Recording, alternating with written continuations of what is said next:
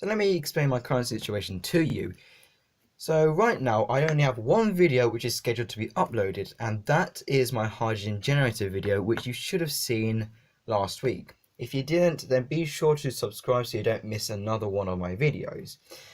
In that video I said I might do something with high voltage. Well, this is something which I quickly did that is to do with high voltage. So I've taken apart my plasma globe.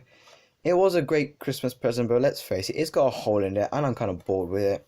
So this is what is inside of it. This is basically a flyback transformer, and also it has a 555 timer switch right there, and it also has a transistor, and also you can see that the output right here. Ow! Who plugged it in? So if I get this grounded wire here and I carefully draw an arc, you can see we get a nice little arc, and I can stretch it out to about an inch. Oh, that looks nice. Let's turn off the lights.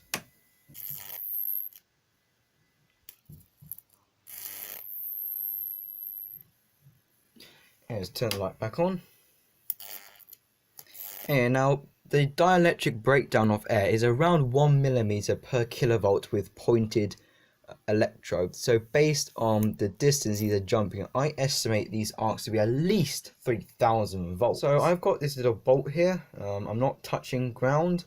Let's see what happens if I draw an arc.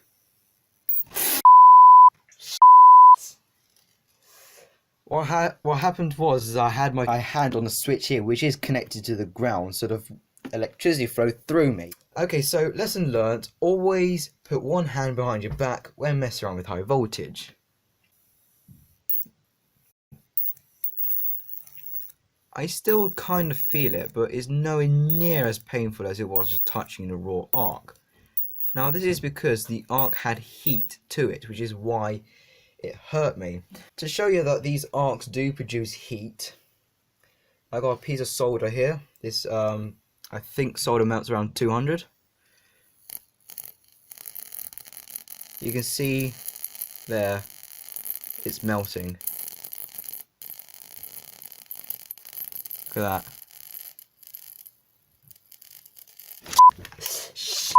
Ow!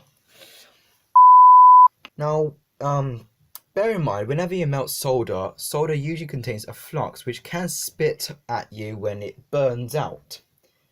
So be careful of that, and always wear safety goggles when soldering things. Now, as I said, these arcs produce heat, and that's why it hurt my finger. But it's not an electric shock that I feel, however. I just feel a slight tingle. Now, the reason why this is able to jump to my body, even though I'm not touching earth ground, is because my body has something called parasitic capacitance to the environment. Now, because of the parasitic capacitance my body has, the impedance is quite low.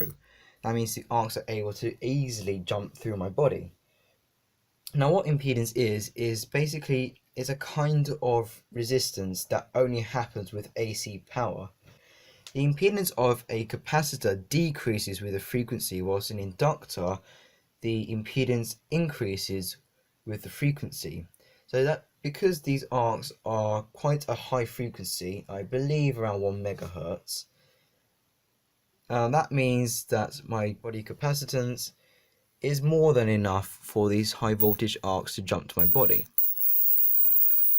Now, why isn't it that I yell in pain whenever these arcs jump to my fingers, even though this is 3000 volts?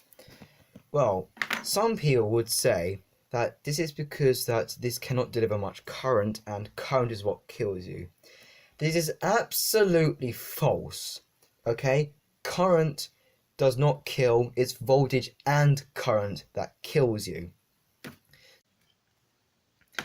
The real reason why I'm not screaming in pain is because of something called the conductive skin effect.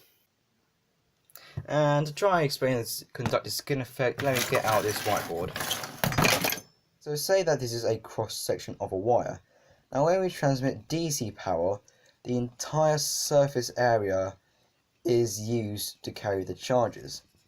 However, in AC, what happens is that a portion of the center does not carry any charges, because the charges are pushed to the outside due to magnetic fields. The higher the frequency, the thinner the outer skin becomes. So here you can see that a really small surface area is actually being used to carry charges,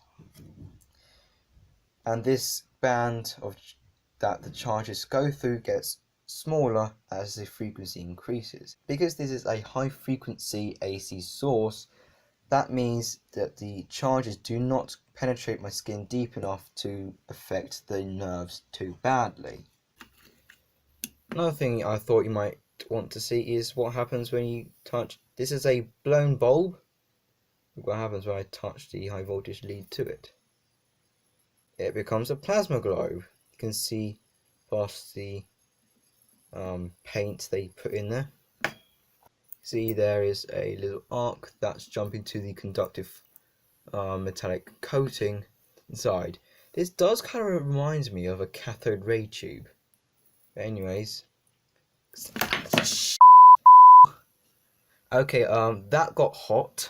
I really do not know what else to say, but just subscribe already.